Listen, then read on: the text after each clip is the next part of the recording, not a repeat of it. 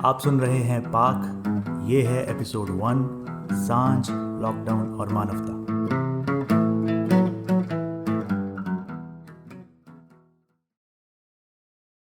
सांझ की दुल्हन बदन चुराए चुपके से आए। आज अकस्मात ही रेडियो पर बजते इस गाने ने मेरा ध्यान अपनी ओर खींच लिया।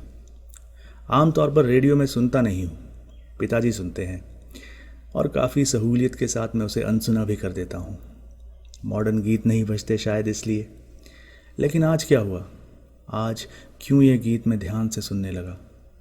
पता नहीं। कारण खोजने लगता तो सामने अस्त होते सूरज को सांझ की दुल्हन का इंतज़ार करते नहीं देख पाता। लेकिन सूर्य को ये नहीं पता कि सांझ तो बिन बताए आएगी। वो बेचारा आज फिर विरह में अस्त हो जाएगा। कुर्सी पर बैठे खिड़की से मैं यह दृश्य देख रहा था। कुर्सी तो अब भी वही है, पर बाहर रात हो गई है। सांझ कब आई और कब गई मुझे भी पता नहीं चला। सच में दबे पांव चलती है। किससे शर्माती है पता नहीं, पर ध्यान रखूंगा। अगली बार बाजार जाऊं तो सांझ के लिए पायल ले आऊं। लेकिन बाजार जाना भी तो कोई सरल काम नहीं है। युद्ध में उतरने जैसा है। कोरोना नामक जीवाणु गोली की तरह लगता है और कारतूस भी नहीं मांगता।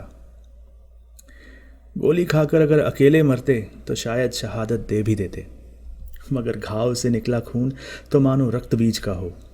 जहां पड़ रहा है सैकड़ों को अपनी चपेट में ले रहा है। महामारी की तरह फैलता यह प्रकोप पूरे विश्व को धूल चटाए हुए है। जहां एक ओर स्वास्थ्यकर्मी लोगों की जान बचाने के लिए जुटे हुए हैं, वहीं दूसरी ओर वैज्ञानिक इस रोग का इलाज ढूंढने में लगे हुए हैं। आशा है कुछ उम्मीद की किरण जल्दी दिखे, नहीं तो माँ काली को धरती पर एक बार फिर से आना पड़ेगा। बाजार ना जा पाना तो फिर भी छोटी समस्या है मेरे लिए। टीवी ऑन करूं या अखबार के पन्ने पलटूं तो बहुत ही विकट सी तस्वीर दिखती है। अलग अलग लोग, अलग अलग समस्याएं। ऐसा तो नहीं है कि लोग समस्याओं से पहले नहीं जूझ रहे थे, फिर अब कैसे खास ध्यान जा रहा है उनकी तरफ। शायद इस लॉकडाउन ने हमें इतना लोभ विहीन बना दिया है कि जहां हम पहले अपना पूरा ध्यान एक ही वस्तु पर केंद्रित करके बस उसी के पीछे भागते थे, ताकि इस संसार में जो हमारे पास है उससे ज़्यादा पा सकें। पर अब यूँ लगता है मानो घोड़े की दृष्टि हटकर गिरगिट की हो गई हो। जहाँ आँख घूमती है वहाँ कुछ ऐसा दिख जाता है जो शायद पहले भी वहाँ होगा, पर नज़र अभी आया। ऐसा ही एक प्रसंग जिसने सबसे पहले मुझे चिंता मग्न कर दिया, वह था हज़ारों की संख्या में दिहाड़ी मजदूर और असंगठित क्षेत्र यानी अनऑर्गेनाइज्ड सेक्टर से जुड़े लोग, जो हज़ारों किलोमीटर की यात्रा के लिए पैदल ही निकल पड़े। वे बस अपने घर पहुंचना चाहते थे, जहां खाना, बसेरा इत्यादि की उन्हें सुरक्षा का अनुभव हो। यही तो उम्मीद थी उनकी, और इसीलिए वे चले जा रहे थे। बच्चों को कंधे पर उठाए, कुछ नोट शायद जेब में होंगे, क्या पता। जेबें ज़्यादा फटी होंगी या नोट, ये भी नहीं पता। लेकिन उम्मीद की चादर में कोई छेद नहीं था। ये उम्मीद मजबूरी के बोझ तले दबती दिख रही थी। हिम्मत, मजबूरी और उम्मीद एक स्टूल के 3 पाँव की तरह जान पड़ते थे। तीनों थे तो स्टूल टिका था, एक भी टूटता तो स्टूल भी धराशायी हो जाता। खैर, ये सब विश्लेषण तो उन लोगों की विलासिता यानी लग्जरी थी जो इन्हें टीवी पर या वीडियो में देख पा रहे थे। मैं भी उन्हीं लोगों में से था। ये लोग तो और कुछ नहीं जानते थे ना। इन्हें तो बस घर पहुंचना था। कैसे नहीं पता, कब नहीं पता, पहुंचेंगे भी या नहीं ये भी नहीं पता, मगर पहुंचना था कैसे भी करके। विभिन्न वीडियोस देखते हुए एक वीडियो पर मेरी नज़र पड़ी। ऐसे ही पलायन करते लोगों की सहायता करने एक ऑटो चालक सड़क पर इन सभी को केले बांट रहा था। यह देखकर मेरा गला भर आया।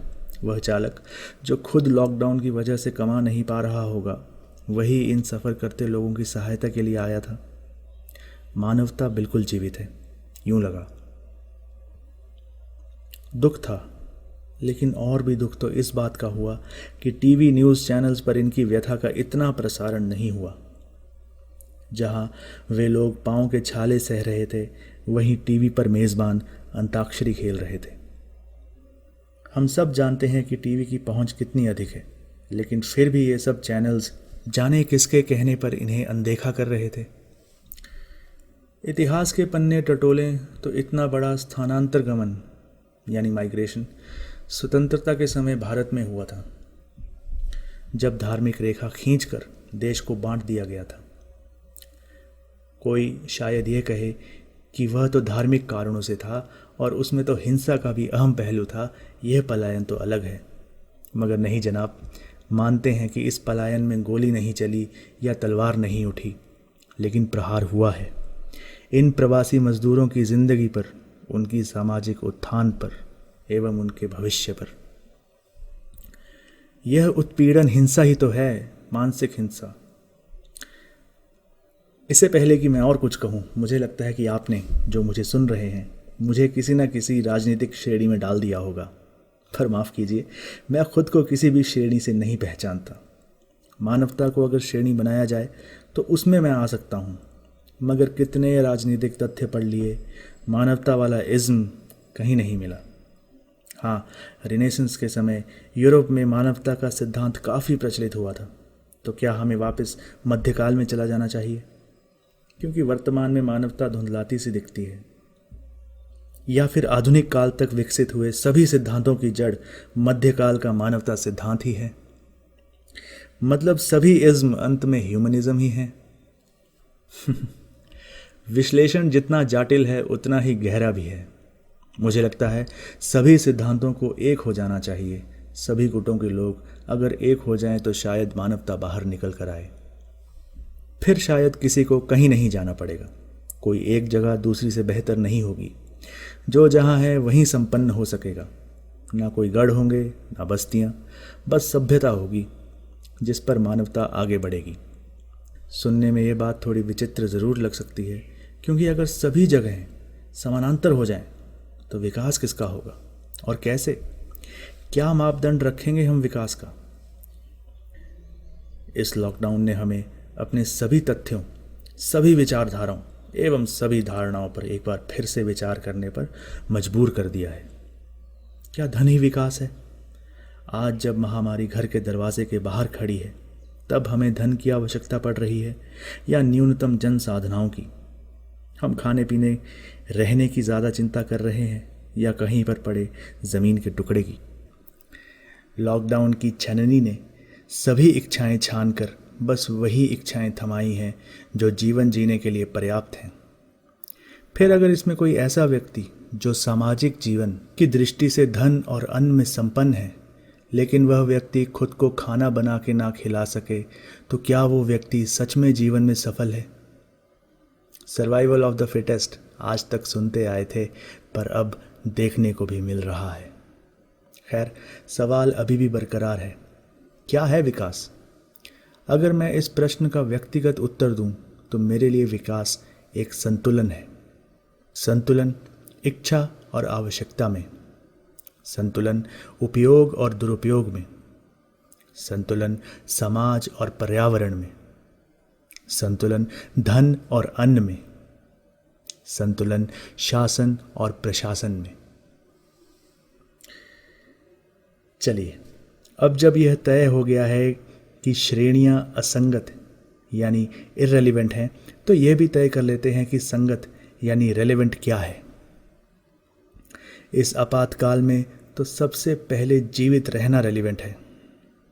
जीवित रहने के लिए स्वस्थ रहना ज़रूरी है और स्वस्थता के लिए दूरियां ज़रूरी हैं। दूरी बनाए रखना तो हमने मेट्रो में या किसी भी भीड़ वाले क्षेत्र में काफ़ी सुना था। अमल अब अनुशासन के साथ करना पड़ रहा है और ये ज़रूरी भी है।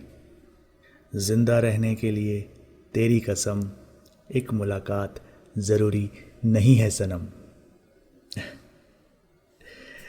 इसी के साथ मैं आपसे विदा लेता हूँ। पाक के नए एपिसोड के साथ जल्द ही भेंट होगी। अपना ख्याल रखिएगा।